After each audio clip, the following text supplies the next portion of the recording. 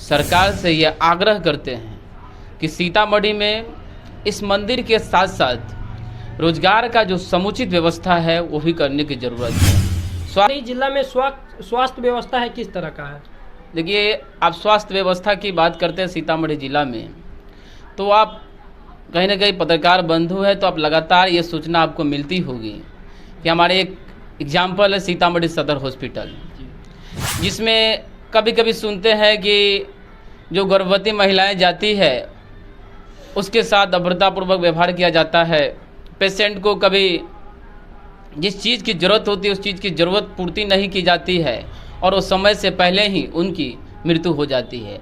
तो मैं नमस्कार, आप देख रहे हैं हुड़दंग मीडिया। हरेंद्र कुमार के साथ हमारी मौजूदगी अभी सीतामढ़ी के मनियारी में है और मनियारी में मेरे साथ जिस व्यक्ति को आप देख रहे होंगे ये व्यक्ति बहुत समाज सेवी है और समाज के प्रति इनका भावना जो है बहुत अच्छे हैं और इतना समाज सेवी करते हैं। कहीं रेलवे स्टेशन पे कंबल बांटते हैं तो कहीं अपने पंचायत के प्रति रहते हैं और इनका नाम राजकुमार हुआ। इनसे बातें करेंगे कि क्या नाम हुआ आपका?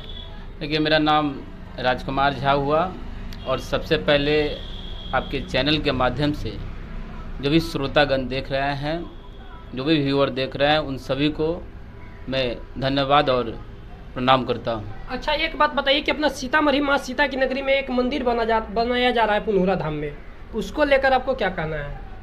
देखिए, आपका जो ये विषय है वो काफ़ी एक महत्वपूर्ण विषय है।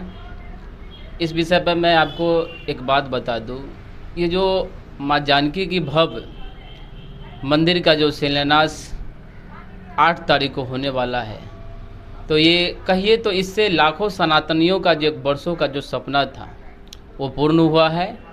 और इस मंदिर के निर्माण से सीतामढ़ी जिला में कई सारे लोगों को अपने रोजगार के क्षेत्र में आगे बढ़ने का मौका मिलेगा।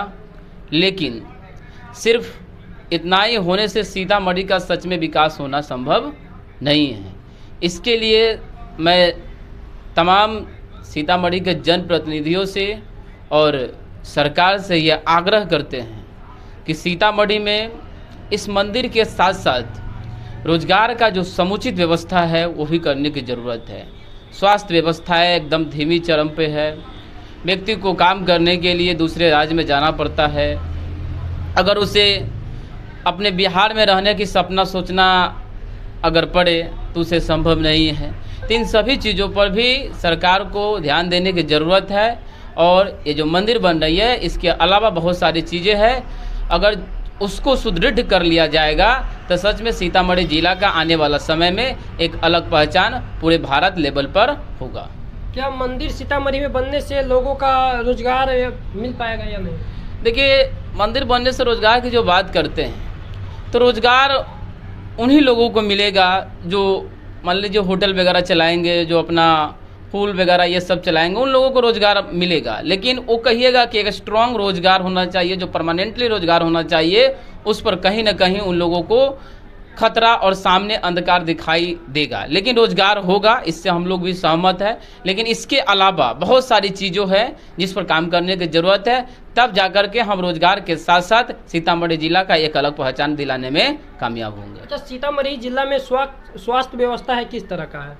देखिए, आप स्वास्थ्य व्यवस्था की बात करते हैं सीतामढ़ी जिला में, तो आप कहीं ना कहीं पत्रकार बंधु है तो आप लगातार ये सूचना आपको मिलती होगी कि हमारे एक एग्जाम्पल है सीतामढ़ी सदर हॉस्पिटल, जिसमें कभी कभी सुनते हैं कि जो गर्भवती महिलाएं जाती है उसके साथ अभद्रतापूर्वक व्यवहार किया जाता है।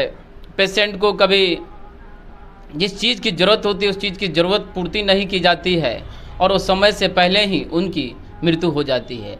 तो मैं स्वास्थ्य व्यवस्था के बारे में कहूँगा कि इसमें थोड़ा ढीलापन है, इसको बेहतर किया जाए, मजबूत किया जाए, ताकि देखिए उस व्यवस्था में वही लोग जाता है जिसके पास पैसे की अभाव होता है। नहीं तो जिसके पास पैसे है वो बड़े बड़े हॉस्पिटल में जाते हैं और प्राइवेट हॉस्पिटल में जाकर के सुरक्षित पुनः अपने घर आ जाते हैं। लेकिन ये गरीब लोगों के लिए बना है और गरीब लोगों के साथ इस प्रकार से दुर्व्यवहार नहीं करना चाहिए और उनके लिए एक बेहतर सुविधा स्थापित करना चाहिए। मैं ये आग्रह करता हूँ। क्या कहिएगा सर, सीतामढ़ी जिला में शिक्षा व्यवस्था किस तरह का है?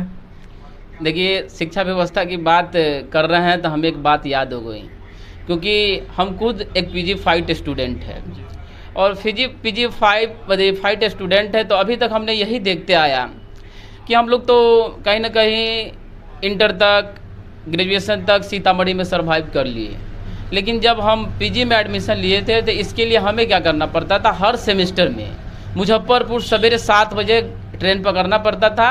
और हम लोग एक एग्ज़ाम, मामूली 2 घंटा का एग्ज़ाम, 3 घंटा का एग्ज़ाम देने के लिए पूरे दिन क्या करते थे, लगा देते थे। और ट्रेन में धक्का खाते हुए हम लोग क्या करते थे, मुजफ्फरपुर में जाते थे।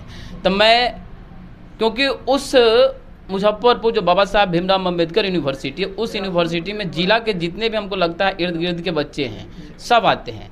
तो मैं ये एक विनती कहिए, एक आग्रह कहिए, ये करना चाहता हूँ कि हमारे जो सीतामढ़ी ज़िला में जो भी कॉलेज है जो एकदम वन लेवल पर आता है, जिसका मतलब सीतामढ़ी में एक जैसे कि गोइडका कॉलेज, उसको एक यूनिवर्सिटी का दर्जा दिया जाए, ताकि यहाँ के बच्चों को जो बाबा साहब भीमराव अम्बेडकर यूनिवर्सिटी है उस पर एक लवारिस छात्र की तरह जाने की मौका न मिले। अच्छा सर, आप ग्रेजुएशन कब कंप्लीट किए?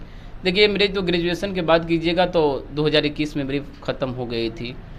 2021 में जब आप ग्रेजुएशन किए तो यहाँ रीगा से आप जा रहे थे मुजफ्फरपुर, बहुत परेशानी हुई। देखिए, काफ़ी परेशानी के बाद कहिए तो काफ़ी परेशानी होता है। ये दर्द तो आपको एक स्टूडेंट ही सुना सकता है कि इसकी समस्या क्या होती है, बहुत दिक्कत होता है। तो इसलिए इसकी अत्यंत आवश्यकता है। जिस तरह से राम मंदिर बना, माँ जानकी की भव्य मूर्ति का शिलान्यास होने वाली, उसी तरीक़ा से एक आपको यूनिवर्सिटी की भी सीतामढ़ी में आवश्यकता है। इसके लिए हम लोग माननीय जो भी ऊपरी जनप्रतिनिधि लोग हैं उनके प्रति इस बात को रखेंगे। बहुत जल्द हम खुद रखने वाले हैं और उनसे आग्रह करेंगे कि सीतामढ़ी जिला में एक यूनिवर्सिटी बनाया जाए, ताकि उसके इर्द गिर्द जितने भी बच्चे हैं उनको सारी पढ़ाई लिखाई की व्यवस्था यहीं पर मिल सके। सर, आपको देखते हैं कभी रेलवे स्टेशन पर समाज सेवा करते हुए, कभी अपने पंचायत में कंबल बांटते हुए, ये आपको प्रति कहाँ से आया भावना, कैसे किया जाए समाज? देखिए, मैं आपको बताता हूँ कि अगर आप मानव जीवन में आए हैं तो आपको ये प्रयास करना चाहिए कि कहीं ना कहीं आप पूरे यानी कि सारे लोगों को संतुष्ट नहीं कर सकते हैं, थोड़ा प्रयास कर करके और लोगों के बीच में जा सकते हैं। तो हम लोग यही बात सोच करके सन 2000 आप कह लीजिए 2021 से ही इस सेक्टर में हम लोग हैं। और सिर्फ आप जो इतनी बात बोले हैं, ये तो मेरे एक तरह से कहिए तो ये तो हर साल चलती रहती है। इसके अलावा भी जो विभिन्न तरह की बातें हैं, वो सारी बात हम लोग एक दूसरे के प्रति सोचते रहते हैं और एक दूसरे के प्रति काम करने का काम करते हैं। अगर मेरे बारे में पता आप कीजिएगा तो आपको बहुत सारी, आपको एक अलग विकास का एक अलग रूप दिखाई देगा। और कभी अगर आपको मौका मिले तो मेरे पंचायत में आप जाइएगा और लोगों से एक छोटे, एक आम आदमी जिस टाइप से हम हैं उसके बारे में पूछिएगा। लोग आपको एक अच्छा सा व्यू देगा कैसे हम कहाँ से कहाँ आए थे। सर, आप किस पंचायत से आते हैं? देखिए, मेरा पंचायत एक सीतामढ़ी जिला का डुमरा प्रखंड है, उसके अंतर्गत मनियारी पंचायत आता है, उस गांव से हम बिलोंग करते हैं। सर, आप समाज सेवा करते हैं तो आपको बहुत कठिनाइयों का सामना करना पड़ता होगा। देखिए, ये तो एकदम सही बात आप बोल रहे हैं, क्योंकि जब से हम लोग इस सेक्टर में आए हैं तो बहुत लोगों को हम लोगों से दिक्कत भी हुआ है और बहुत लोगों को हम लोगों से जुड़ाव भी हुआ है। तो हम लोगों को कठिनाई की बात होता है तो उसके लिए बात रखते हैं। और ये स्वाभाविक बात, अगर आप काम कीजिएगा, पब्लिक के हित में जाइएगा तो थोड़ा बहुत जो आपका, जिसको हमसे थोड़ा दिक्कत लगता है वो व्यक्ति इसका विरोध कर ही देता है। तो उसके लिए हम लोग को कोई दिक्कत नहीं, हम लोग निरंतर काम करेंगे और काम करते हुए आगे बढ़ेंगे। सर, आपसे एक सवाल और रहेगा कि आप जनप्रतिनिधि है और नहीं मुखिया विधायक है और फिर भी आप समाज के प्रति बहुत भावना रखते हैं, इसको लेकर क्या कहिएगा? देखिए, ये भावना रखने के पीछे एक ही रीज़न है, वो है आम जनता का प्यार। उन लोगों का जो हमारे प्रति जो प्यार की भावना है उसको लेकर के ही हम लगातार बने रहते हैं और प्रयास करते हैं कि आज अगर थोड़ा हुआ तो कल उससे थोड़ा और ज़्यादा हो।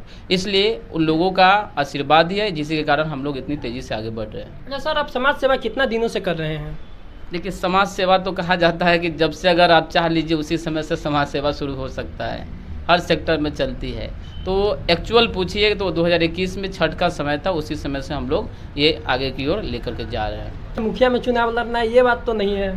देखिए, समाज के लिए अगर संघर्ष करने की ज़रूरत पड़े, क्योंकि कहा ही जाता है कि अगर पढ़े लिखे अगर इस सेक्टर में नहीं आते हैं तो जो अनपढ़ लोग हैं वो कहीं ना कहीं लोगों पर गलत तरीक़ा से शासन करने लगते हैं। तो व्यक्ति के प्रति, आम पब्लिक के प्रति अगर संघर्ष करने की बारी आई तो इसके लिए हम सभी लोग तैयार हैं। अगर आपको पब्लिक मौका देता है कि चलिए आप मुखिया के चुनाव लड़िए, हम लोग फुल सपोर्ट करेंगे, तो क्या कहिए? देखिए, इसके लिए अभी समय है। अगर लोगों के प्रति ऐसा महसूस होगा कि सच में अगर ये व्यक्ति इस लायक है, इसको मौका दिया जाए, तो मैं इसको स्वीकार करूंगा और उसके निर्णय को मैं लेकर के मैं आगे जाऊंगा। और मनियारी पंचायत का जो एक विकास का जो अभी तक अंधकार में छाया हुआ है, लोगों का उम्मीद जिस तरीके से पूरा नहीं हुआ है, उस उम्मीद को पूरा करने का हम लोग काम करेंगे और इसकी आवाज़ दूर दूर तक ले जाएंगे। ऐसा तो नहीं है सर, चुनाव के समय में बहुत सारे ऐसे प्रतिनिधि हैं जो वादा करते हैं एक पर एक, ऐसा आपके साथ तो नहीं हो? देखिए, आप एक बात बोले, बहुत अच्छा बात बोल दी। देखिए, एक होता है बरसाती मेढक, जो चुनाव के 1-2 मंथ आ जाता है और एरिया में हल्ला करने लगता है कि हम ये कर रहे वो कर रहे। हम लोग ऐसा है नहीं, क्योंकि मेरे बारे में पता करना है तो हम उस समय से आ रहे हैं जिस समय से सारी लोगों सोई हुई थी और अपने मतलब एक कहिए तिजोरी को भरने में लगे हुए थे। हम लोग उसी समय से तिजोरी को खाली कर रहे हैं, ठीक है। तो हम लोग को ऐसी कोई भावना है नहीं। एक ही बात आपको बोल दिए कि हम लोग लगातार संघर्ष कर रहे हैं, लोगों के बीच जा रहे हैं, लोगों की समस्याओं को सुन रहे हैं और उनका जो निर्णय होगा उसको हम लोग सराखों पर रखने का काम करेंगे।